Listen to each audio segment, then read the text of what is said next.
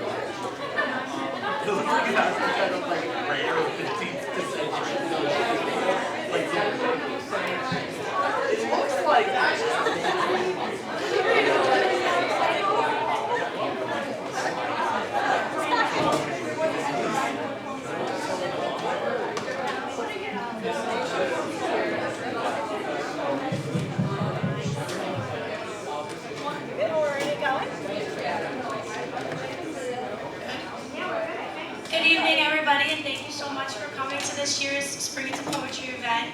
Thank you so much for coming. We're just going to read some poetry, have some snacks. We're going to present our scholarship award tonight and also our leaf for our tree over there. So just so you know, there is a sign-up sheet going around to read a poem. You get an hour of community service for each poem that you read. So if you want to sign up and you didn't sign up on Classroom already, just write your name out, how many poems you're reading, and you'll get credit for the community service hours. Also, there's a sign-up sheet around going just to sign in that you're here tonight. But again, thank you guys so much for coming, and we'll start off with some poems. When someone's finished reading a poem, don't clap, just remember to snap. And then, yeah, so let's get started. Does anybody want to go first? Sure. Just say what you're reading. Yes, sir.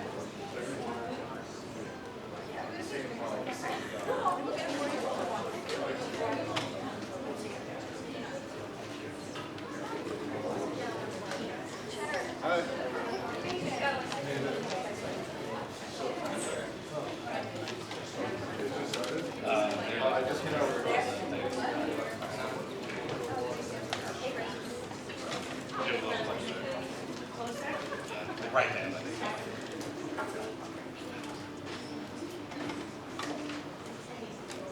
Thank you so much.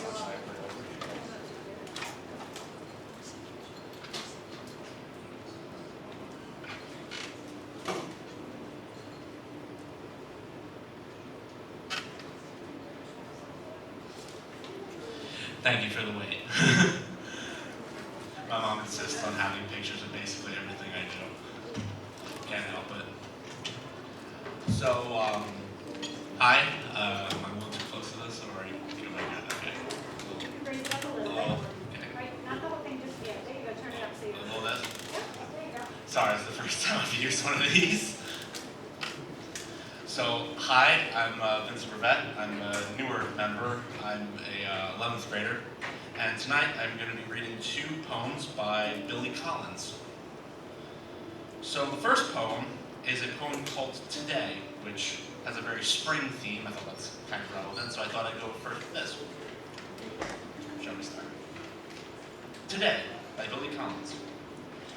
If ever there was a spring day so perfect, so uplifted by a warm, intermittent breeze, that it made you want to throw open all the windows in the house and unlatch the door to the canary's cage.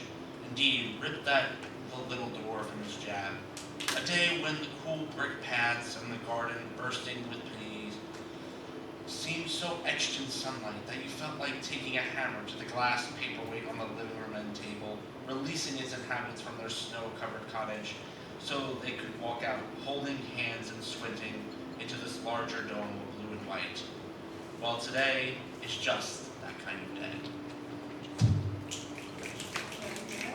Thank you.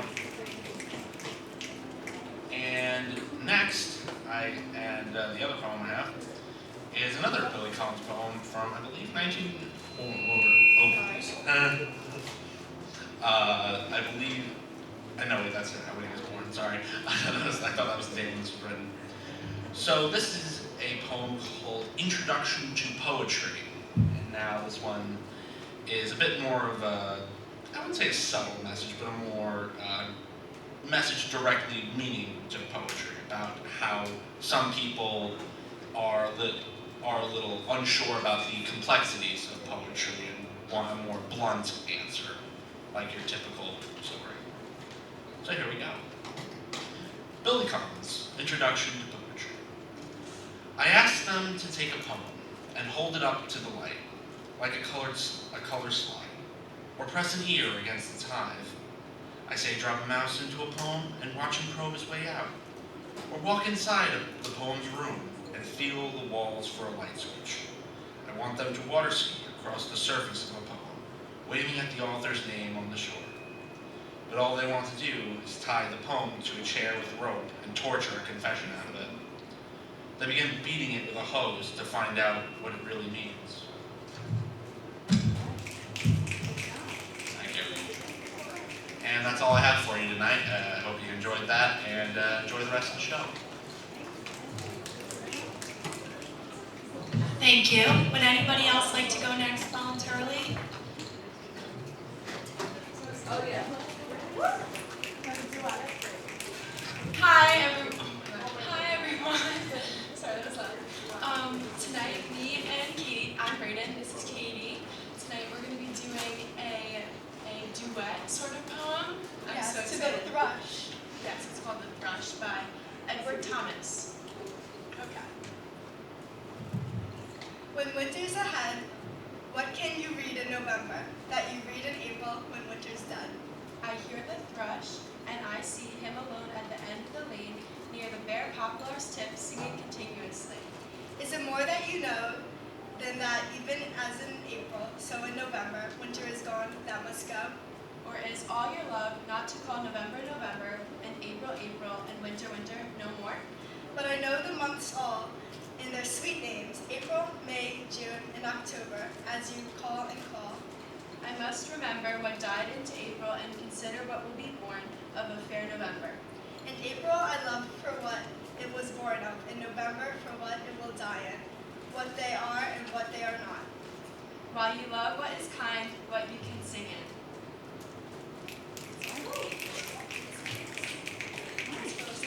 Thank you.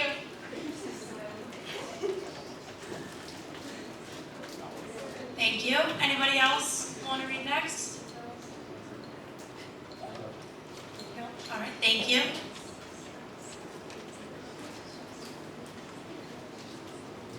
So I have two poems from Peru.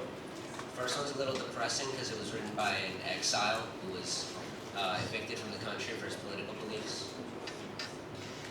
I will die in Paris on a rainy day, on some day I can already remember.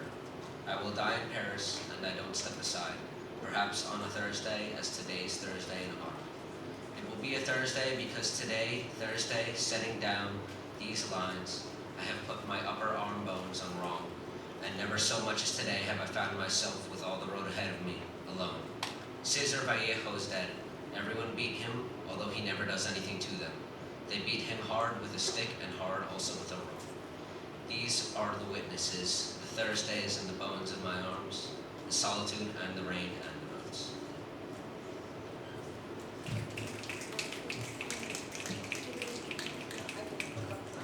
And the second one's called They Sound Like a Road, and it's not as depressing, I think. The way was black, the night was mad with lightning. I bestrode my wild young colt upon a mountain road, and crunching onward like a monster's jaws, his ringing hoof beats their glad rhythm kept. Breaking the glassy surface of the pools where hidden water slept, a million buzzing insects in the air, on droning wing made sullen discord there. But suddenly afar beyond the wood, beyond the dark pall of my brooding thought, I saw lights cluster like a swarm of wasps, among the branches caught. The inn, I cried, and on his living flesh, my broncho felt the lash and neighed with eagerness.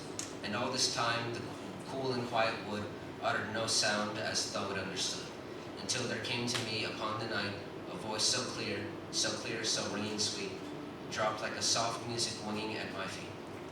And and seemed a sigh that with my spirit blending, lengthened and lengthened out and had no ending.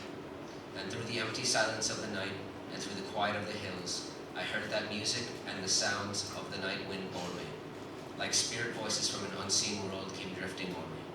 I curbed my horse to catch what she might say, at night they come, and they are gone by day. And then another voice with low refrain and untold tenderness took up the strain. What love is but an in upon life's way, at night they come, and they are gone by day, their voices mingle in that wistful lay.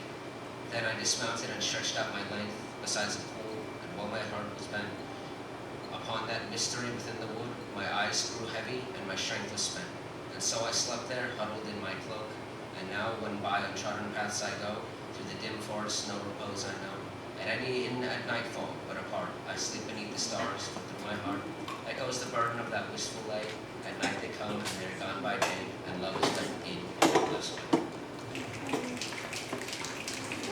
Thank you. Anyone else want to go next?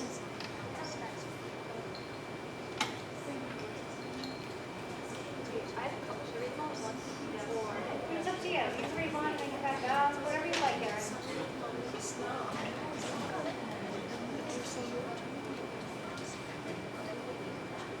This is The World is Too Much with Us by William Wordsworth. The world is too much with us, late and soon. Getting and spending, we lay waste our powers. Little we see in nature that is ours. We have given our hearts away, a sordid boon. This sea that bears her bosom to the moon. The winds that will be howling at all hours. And are upgathered now like sleeping flowers. For this, for everything, we are out of tune. It moves us not. Great God, I'd rather be a pagan suckled in a creed outworn. So might I, standing on this pleasant lea, have glimpses that would make me less forlorn. Have sight of Proteus rising from the sea, or hear old Triton blow his breathed horn.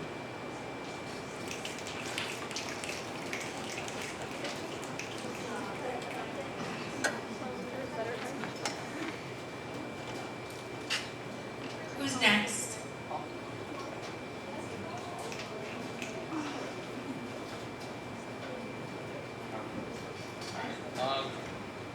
This is a poem I wrote. It was the night of March 24th, when it was a pretty nice thunderstorm, and it inspired me to write this poem. As the battering continues, the blood begins to rush. The heart pounds for fear, yet there is nowhere to hide. Yearning and pleading for haven and hush, as the siege ends the dry. It is no wonder the ancients believed in gods. As the world becomes white, then black again, the world quakes precariously for the home of sod. And the children ask, when will it end? Yet the end never comes, it only passes by, a warning that the world may not hear a cry. That the richness of life it could freely tear is a fear no man would freely bear. Just this once the heavens have calmed, not this time the sod would not be bombed. Though the heavens return to bright culture, the world again and always is black like the vulture.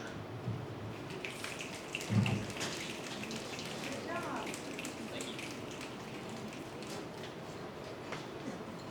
Thank you. Just so you guys know, you can share your own work. You don't have to just read something from somebody else. Anyone else want to go next?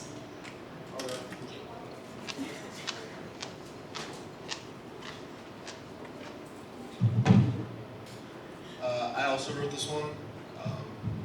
Forget when or why, but I did. He who gives a man $1 gives that man a collar. He who gives a man a conversation can fill his soul to satiation. In a moment, I learned that money is for the weak. I learned that the path of society is bleak. People are of this earth. Bureaucracy is not. What matters is a family around a hearth. Living with an empty heart will make one rot. In a moment, that man showed me the fruit. In a moment, that man showed me freedom. In a moment, I no longer saw myself with a suit. In a moment, I no longer cared to be remembered in a museum. My mind is bent to tell of stories untold. My body is a vessel that shall never get old. My wallet is a tool, used for anything more makes one a fool. My only pleasures come from my bonds with the universe, bonds with people, places, and pilgrimage, bonds with rivers, ravines, and roads, mountains, lakes, oceans, and skies. I take pleasure from words on paper, trees in the breeze, grass in the shade, nature in my lungs. I recoil from luxury, for excess is a myth. I now only take from the world what I need. I now realize that is all it is going to give.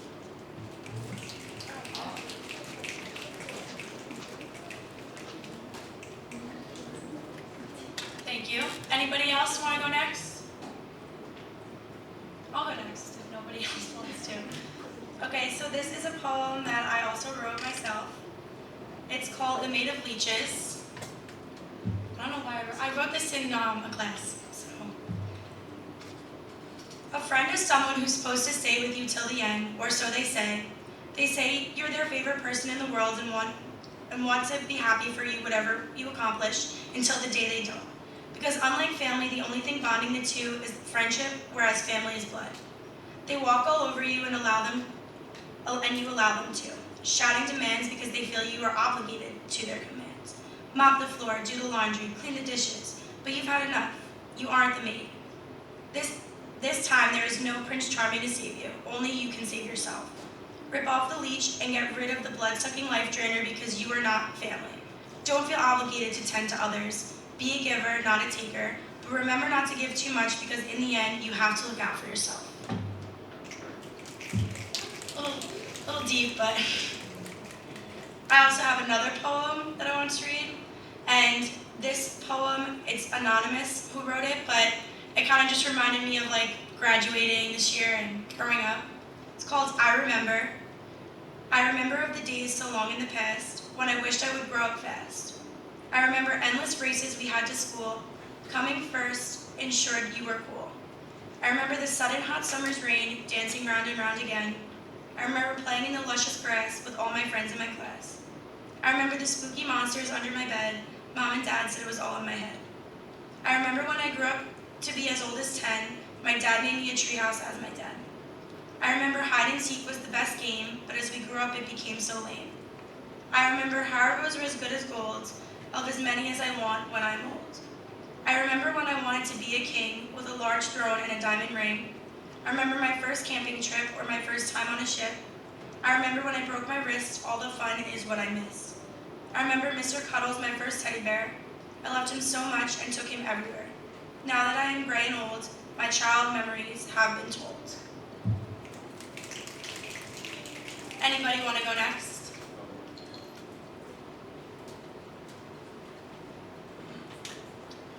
Alright, so this is a poem I wrote randomly like a couple months ago. I just like came up with a couple rhymes in my head and then it just developed from there. So here it goes. It's called It's One or the Other.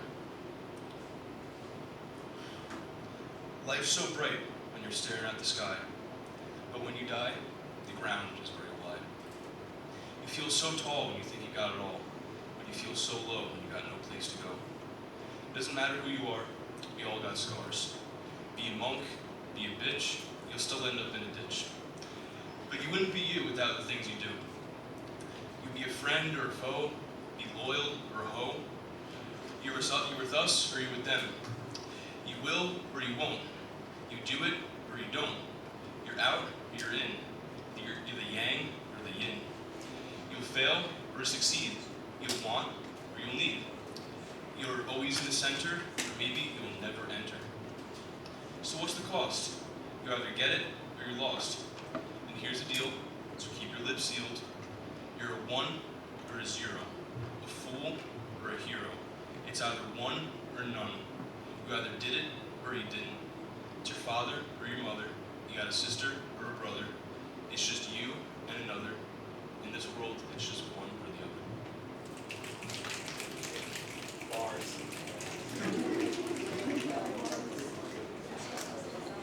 Thank you. Anybody else want to read a poem tonight?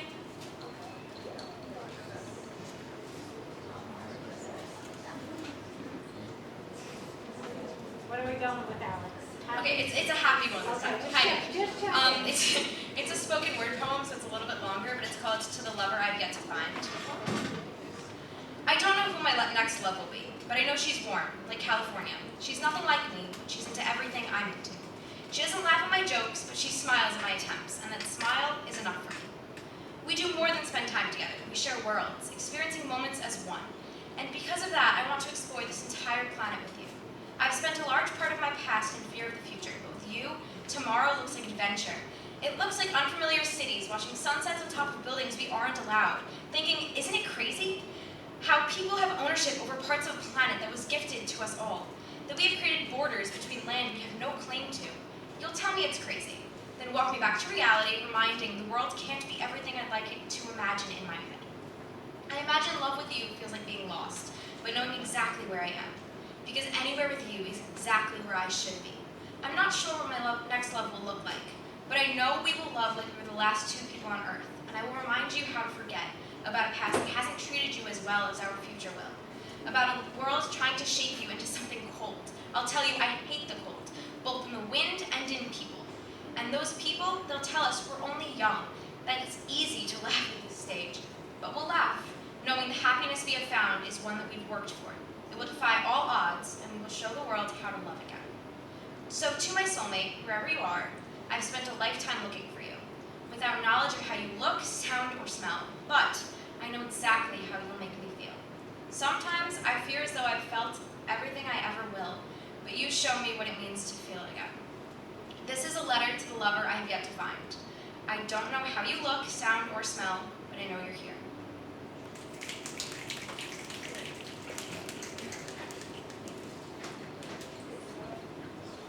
Thank you. We already have someone coming up, so.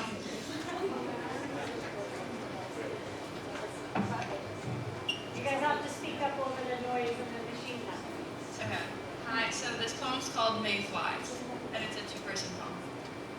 Your moment, Mayfly month. Your hour, Mayfly year. Your trifling day, our life. We're Mayflies just emerging, rising from the river, born this day in May. Birthday and dying day. This particle of time. This single sip of living. All that we're allowed. We're Mayflies by the millions, fevered, frenzied, rushed. No redwood century to squander as we please. We're Mayflies swarming, swerving, rising high, then falling, courting on the wing, then mating in midair. We're Mayflies laying eggs on our final frantic act.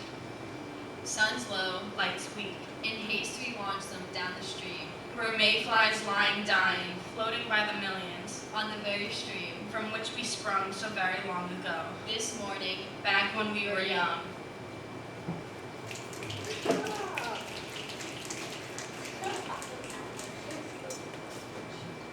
Thank you. Any other volunteers?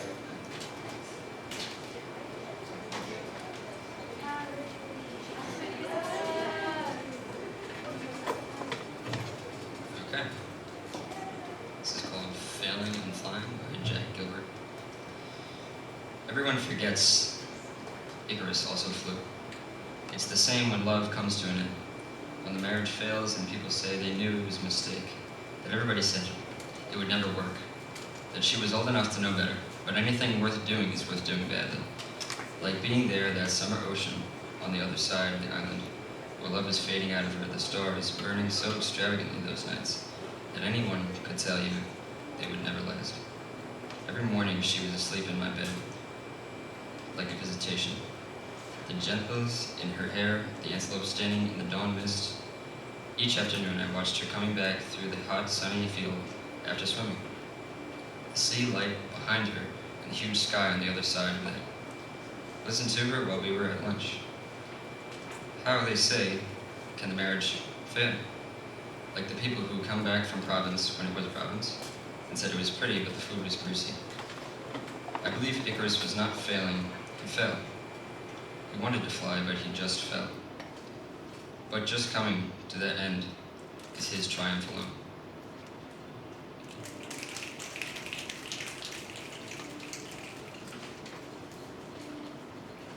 Thank you. That was our Vice President Harrison. So another round of applause. Anyone else like to come up and read? I thought this fit the spring theme, so it's that Be Bold by Leonard. It looks hedgerow. Good morning, said the busy bee. I bowed to him, and he bowed to me. I'd like to shake your hand, said he, but before he could, I turned to flee. I was rude perhaps, but won't you agree? It would have been sad to shake hands with a bee. All right, now.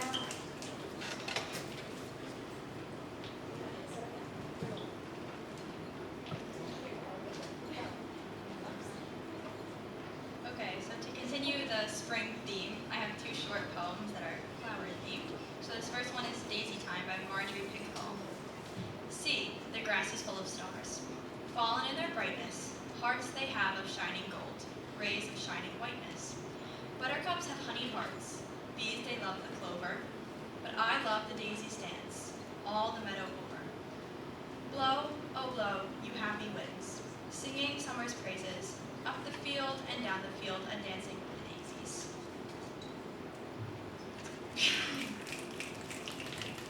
And this second one is called The Flower Boat, and it's by Robert Frost. The fisherman swapping a yarn for a yarn, under the hand of the village barber.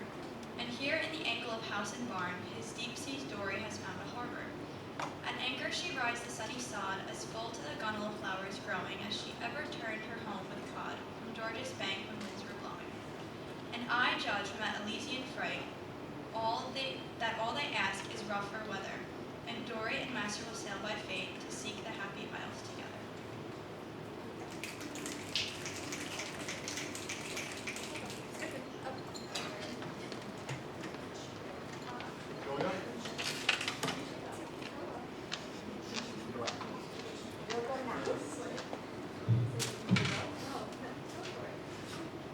I wrote this one as well. It's called Cup in the Ode. Fish under the bridge coming from the parking lot to the forest. Moss on the side of the hill leading me to adventure. Branches that I've found in the treetops of life. The universe acting rather peculiar. I found my fish, moss, and branches in the year 14,644,702,022. A coincidental time of growth. But time to spill the beans about my epiphanies. Doesn't matter if they happened in the Philippines amongst hostilities, or off a forgotten path with a friend amongst men. Nature prevails despite our every attempt. Spit in its face, piss in its mouth, fart in its lungs, chop down its trees, melt off its belt of chastity. Nature doesn't even flinch. For all we are is a cup in the road of time, a brief annoyance that will be swept away long before the early rising cosmos get a chance to make their carbon.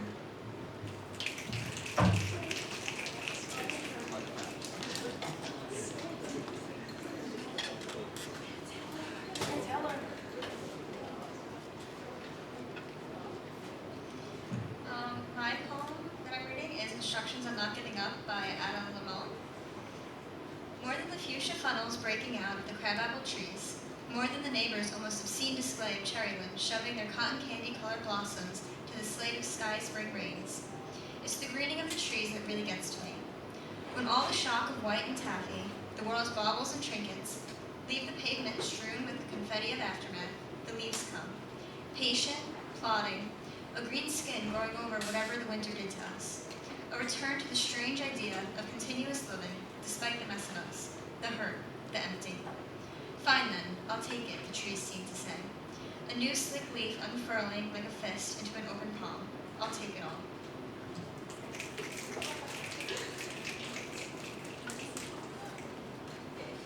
Would anybody like to go next?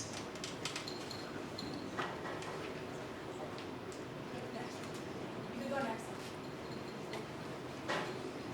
I'm going to be reading Do Not Go Gentle Into That Good Night by Dylan Thomas. Do not go gentle into that good night. Old age should burn and rave at close of day. Rage, rage against the dying of the light. The wise man at the end of the end know dark is right. Because their words have forked no lightning, they do not go gentle into that good night. Good men, the last wave by, crying how bright, their frail deeds might have danced in a green bay. Rage, rage against the dying of the light. Wild men who caught and sang the sun in flight, and learned too late they grieved an inn on its way. Do not go gentle into that good night. Grave men near death, who see with blinding sight Blind eyes could blaze like meteors and be gay. Rage, rage against the dying of the light. And you, my father, there on the sad height, curse, bless me now with your fierce tears, I pray. Do not go gentle into that good night. Rage, rage against the dying of the light.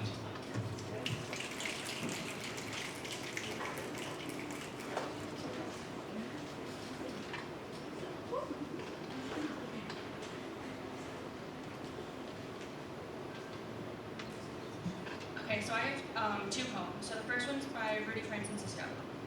Good morning. Get out of bed. The day has been asking about you. It's dragged the sun into your room this morning, pulled an entire disco of light through your curtains, hoping that all the gleam would be enough to get your attention. This is how today says, notice me. And the second one is from an anonymous poet.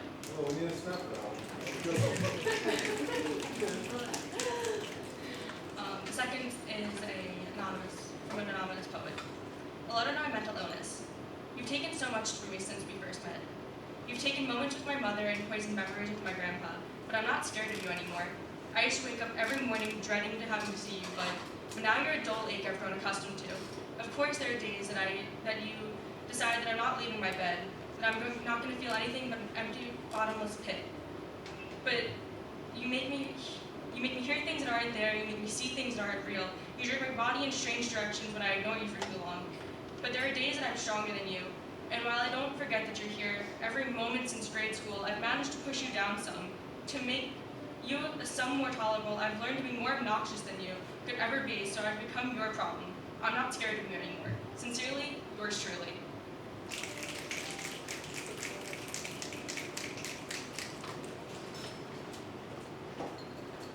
Thank you. Would anybody like to go next? Hello, boys. I'm back.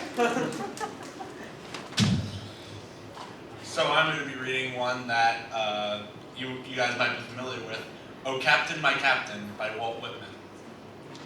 "O Captain, my Captain, our fearful trip is done. The ship has weathered every rack. The prize we sought is won. The port is near. The bells I hear. The people all exulting. While follow eyes the steady keel, the vessel grim and daring. But oh heart, heart, heart, oh the bleeding drops of red, where on the deck my captain lies, fallen cold and dead. O Captain, my Captain, rise up and hear the bells. Rise up, for you the flag has flung, and for you the bugle trills. For you bouquets and ribbons wreaths, for you the shores are crowding. For you they call, the swaying mass, their eager faces turning. Dear Captain, dear Father, this arm beneath your head, it is some dream that on the deck you've fallen cold and dead.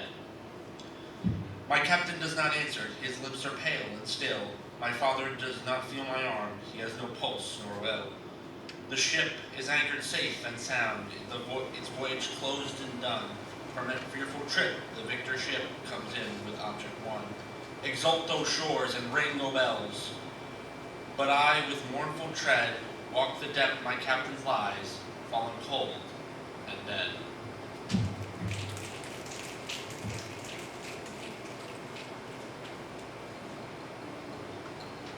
Thank you. Would anybody like to go next?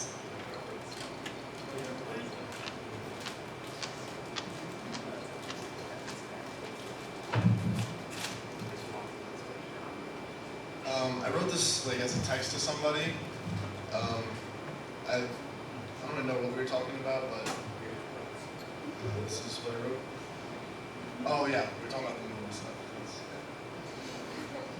I know what you're saying about the moon over the water. In my mind, there's nothing more elegant and simple than how the ocean interacts with its surroundings. It is so massive and powerful, yet so gentle. When the moon hangs over it, the water imitates it with an innocent replica. The light dances off the waves and distorts into patterns of glistening white that only you can see because everybody's perspective is different. But I find the studded jewels of the early morning to be just as intriguing as the early night moon, for almost the exact opposite reason. The moon reflects off the water and makes it bright, doubling what is loved about the moon. But with the stars, there is no reflection, only a complicated ceiling and a blank horizon. The blackness of everything besides the floating white specks makes me feel relaxed in a way, like it's all good, like the stars are so beautiful and the whole universe is telling me to look at them. They make me think that everything is so big and all that stuff. But if the stars are what everything revolves around, and they're that pretty, then this has to be a good universe. I wouldn't trust this place if these stars are ugly.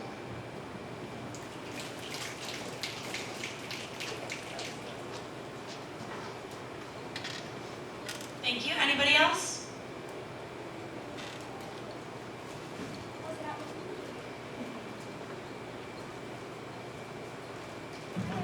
Okay, this is another love one, but like spring and love are the same thing, so yeah. This is If I Was a Love Poet by Rudy. It's a spoken word, yeah, okay. I'm gonna be honest, it's not often I find myself eager to write about love. In fact, every time I try to write about love, my hands cramp, just to show me how painful love can be. Sometimes my pencils break just to show how every now and then love takes a little more work than you planned.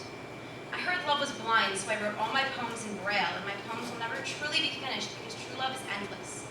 I've always believed that real love is kind of like a supermodel before she's airbrushed. It's pure and imperfect, just the way God intended. I'm going to be honest, I'm not much of a love poet, but if I was to wake up tomorrow and decide that I was going to write about love, my first poem would be about you. About how I love you the way I learned to ride a bike. Scared, but reckless, with no training wheels or elbow pads, so the scrapes on my hands would tell the story of how I fell for you. I'm going to be honest, I'm not much of a love poet, but if I was, I'd write about how I see you in every cloudy reflection, every window. You see, I've written a million poems, hoping that somehow, maybe some way, you'll jump out of the page and be closer to me. See, I'm not much of a love poet, but if I was, I'd write about how you have the audacity to be beautiful, even on days when everything around you is ugly. I'd write about your eyelashes and how they're like violin strings that play symphonies every time you blink. If I was a love poet, I'd write about how I melt in front of you like an ice sculpture every time I hear the vibration in your voice. Whenever I see you walking my way, my heart plays hopscotch inside of my chest. It climbs onto my ribs like monkey bars, and I feel like a child all over again. I know it's going to sound weird, but sometimes I prayed that God would somehow turn you back into one of my ribs just so I would never have to spend an entire day without you. I swear, I'm not a love poet, but if I was to wake up tomorrow morning and decide that I was going to write about love, my first poem would be about you.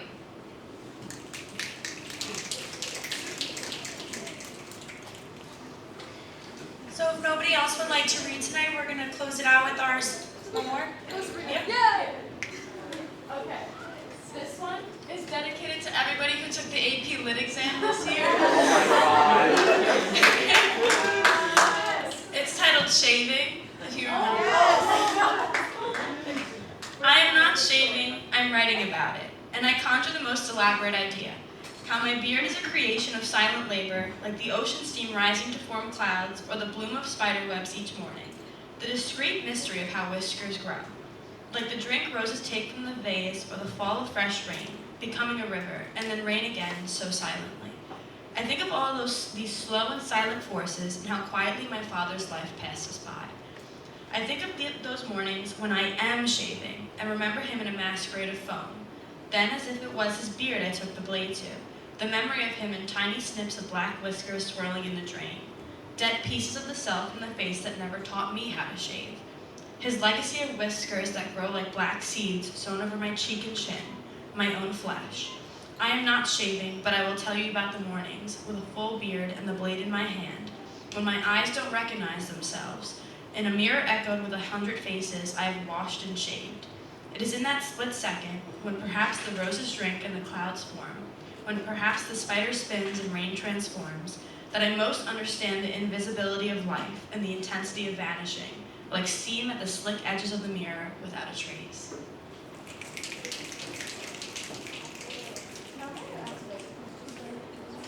Anybody else? All right, so if nobody else would like to share tonight, we're going to close it out with our senior activities chair, Carly. Oh yeah. Oh yeah, Carly. This is an ode I wrote in creative writing.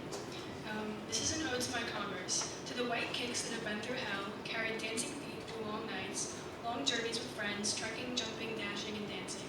Leaping through concerts and festivities, weightless feelings, you made me fly.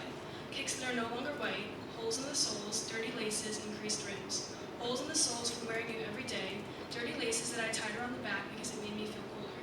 Creased rims from standing on the tips of my toes to take on the world. Tips tips in my toes were sore because you weren't that comfy, but the discomfort never stopped me. Don't let discomfort stop you. You make me feel like I can take on the world. You're dirty, scruffed, and loved. You're beautiful, broken, and marvelous. You're worn, tough, and pretty damn disgusting.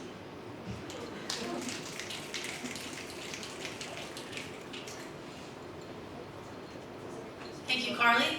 So the next thing we're going to do tonight is we're just going to present our leaf for the class of 2022. Me and Carly actually designed this leaf ourselves. So we just wanted to present it with the quote that our senior class picked this year.